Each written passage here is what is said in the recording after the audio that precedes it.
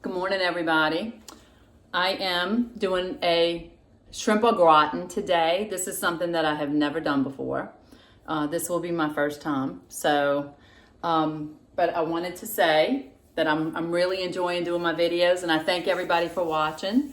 I hope you guys like this. I know that I'm making a lot of unhealthy things. I do cook healthy too. But this is going to be really good. I did not even know that there was a shrimp au gratin. I know potatoes au gratin and crab meat au gratin, but I've never heard of a shrimp au gratin. But we ate at Don's Seafood this past week and a couple of weeks ago, and they have an appetizer that's called jacked up shrimp. And they take the shrimp and they put it in a bowl. And then they put melted cheese on top of it, and I think onions and jalapenos. I think they do a pepper jack cheese. It's kind of got a little kick to it. Well, anyway, when we left, my husband's like, you can make that. And I had some shrimp defrosting, so I decided I was going to go ahead and try and make my own version, but it's not jacked up shrimp. It's going to be, I'm going to use a smoked Gouda cheese. I love smoked Gouda cheese. So I'm going to tell you about the ingredients first. This should be a pretty quick recipe too. I'm doing it in ramekins again. It says to butter them, but I'm not going to butter them because this is going to have butter in it, and these are really good with the not stick. And I made my sweet potato casserole, and it did great. So, okay, so the first thing you're going to start off with is I have 2 tablespoons of butter in my cast iron skillet, and I'm so thankful for these cast iron skillets. My mom and my dad gave them to me as a gift. And they actually sat in my cabinet for a couple of years. And then my son was over one day, Adam, and he used it to cook steaks. And it's non-stick, and they came out incredible. And now this is my favorite pots. They're great. So the first thing I'm going to do is I'm going to heat up that butter. I'm going to bring you a little closer if I can. Bring you a little bit. Okay. All right, so I'm going to melt the butter down, and I have some chopped onion here, and this is a tiny cup. It looks like it might be a half a cup of onions. The recipe actually doesn't call for onions, but my husband and I love onions, and sometimes I look at a couple of different recipes before I do something, and one of the recipes did call for onions, so I said, you know what, I'm going to throw some onion in there, and so I'm just going to try to melt this butter down real quick. And I have my oven preheating. It's preheated at 400. Okay, so there's the onion.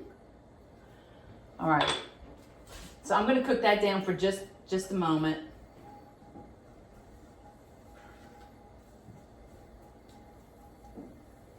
Calls for garlic too. And I am going to add the garlic and not cook it very long because garlic, it'll get a burnt taste. So I'm gonna do my garlic at the last minute as soon as the onions are almost ready. And then you bake this. I think I'm gonna go ahead and pause the screen just because it's gonna take me a couple minutes to cook these onions. So I'm gonna pause, I'll be right back. Okay, so the onions are ready. They got a little bit of brown to them, which is fine. I add my garlic and just cook that for 1 second. I turn my fire down.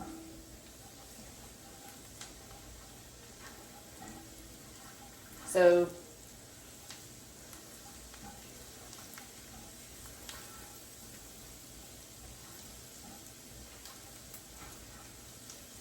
yesterday I was thinking about a gentleman that I was friends with back in my 30s. It was actually my boss.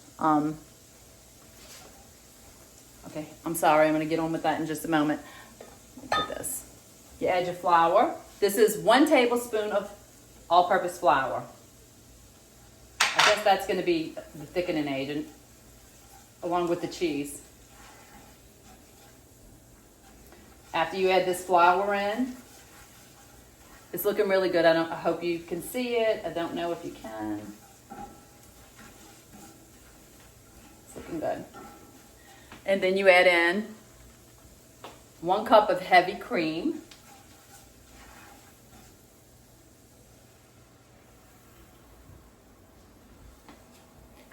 And you stir this until it starts getting kind of thick.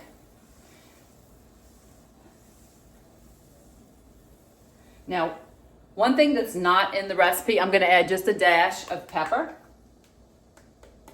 You can do this to your own taste. I very rarely add salt to a lot of my dishes. I have a smoked salt. I love smoked salt. Just put a little bit of that, just a tiny bit. I am going to add, this does not call for this. This recipe doesn't call for this. This is Zatarain's shrimp and crab boil. I'm not putting a cap, but I am going to put, I got a quarter of a cap, just to give it a little more flavor. I use that in my etouffee. I use the Zatarain's. It's like a cheat if you don't boil the seafood. It gives it a really, really good taste. I put it in my soups sometimes. I even add crab boil to my red beans. So anyway, you just cook this till it gets thicker.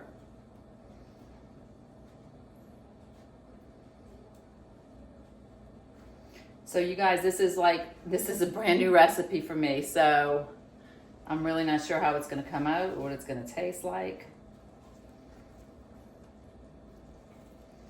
But if you don't try it, you'll never know, right? Okay, so it's starting to bubble, almost getting to the consistency of a roux, if you know what a roux is. If you're from down south, you know what a roux is. So I'm going to turn it down, and I'm going to add in, I have here, it's supposed to be a quarter cup of Parmesan cheese, fresh grated Parmesan cheese. I'm just going to add some of it. I have a little more than a quarter of a cup. I probably have a half a cup. And I just put about half of it in here to thicken it. And I think you save the balance of the Parmesan cheese to bake on top. It's getting a nice creamy. Okay, this is the smoked Gouda. It called for a half a cup. I have probably almost a cup here. I always do more cheese. I always do more garlic. And I always do more onion. So, and then the rest of this is supposed to be for the top. And you could always do it with cheddar cheese too. You could do it as well with cheddar cheese. So let me see what this consistency looks like. I don't know if you can see it. I want you to see it.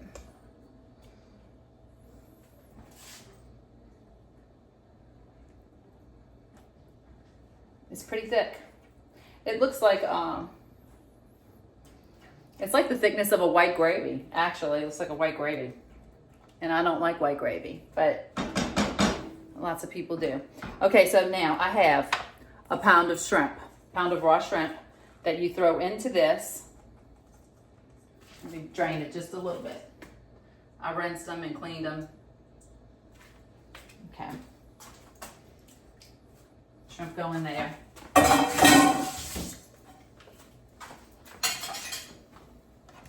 And you just kind of mix this around and get the shrimp coated. It said to coat the shrimp with this cheese and cream mixture.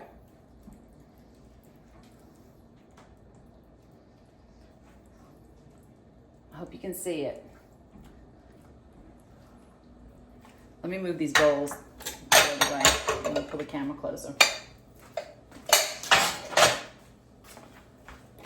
So you can see what it looks like.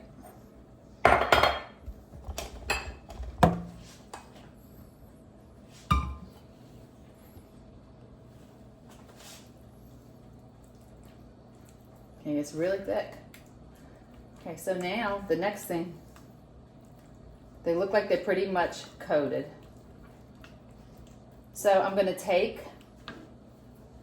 a sip of coffee. And I am going to start scooping the shrimp into the dish. Now, when you're making this, I don't know where I put my spoon. A big spoon. A big spoon. Okay. When you're making this,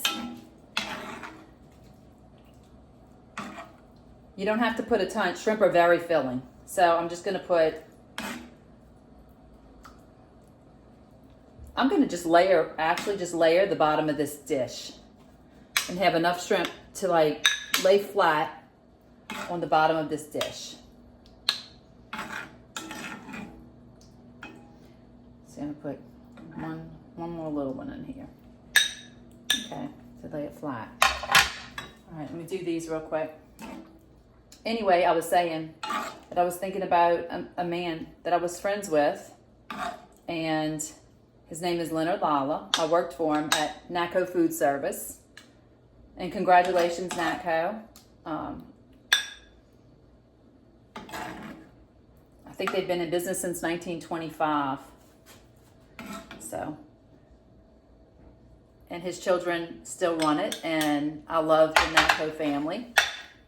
But I was thinking about him yesterday, and then I found out that yesterday was the day that he passed, 9 years ago,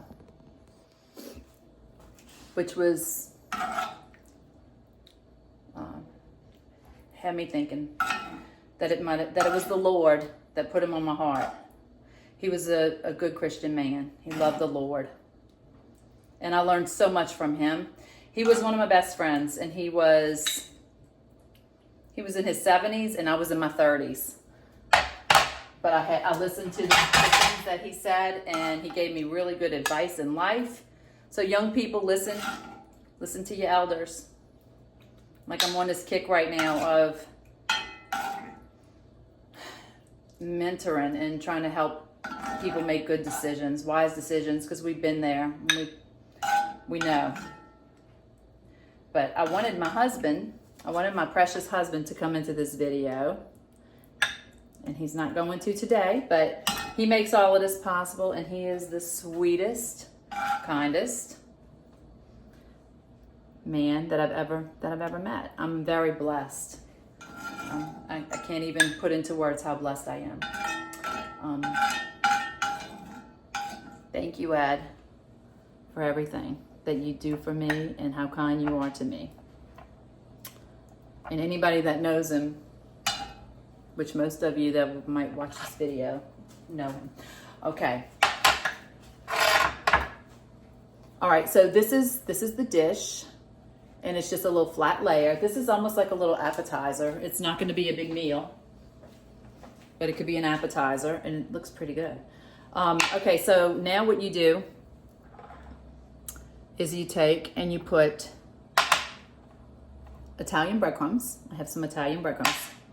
I'm going to just pick them up with my hand. Back the camera up.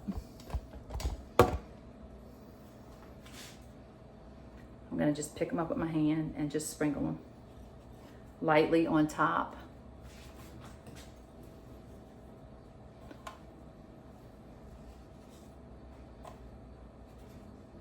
Ed's going to be able to be the first one to test this. So, and the funny thing about Ed is when he likes something that I cook, he goes on and on and on. I'm sorry about this camera, y'all, it's turning. He goes on and on and on about how delicious it is. So when he eats something when I cook something that might not be the best or is not really good, he won't say anything. He'll eat it, but he won't say anything because he's so kind. But I know if he's not raving over it, if he's not saying, this is delicious, that it's not something that I would probably want to make again or make it the way I made it, whatever it is. But he's very easy to please. All right, so I'll put the breadcrumbs on top of all of these. And now I'm going to take some Parmesan cheese, and I am going to do just a little bit of Parmesan cheese on top. And I'm going to do just a little bit of smoked Gouda on top. I just drop some on the floor. And my dog will probably come eat that. Okay.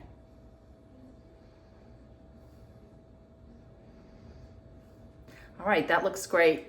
I am going to show you the finished product. I'm going to pause, but I'm going to put these in the oven for on 400 for 10 to 15 minutes until the cheese is melted and possibly a little bubbly. I'll be back and I'll show you the finished product.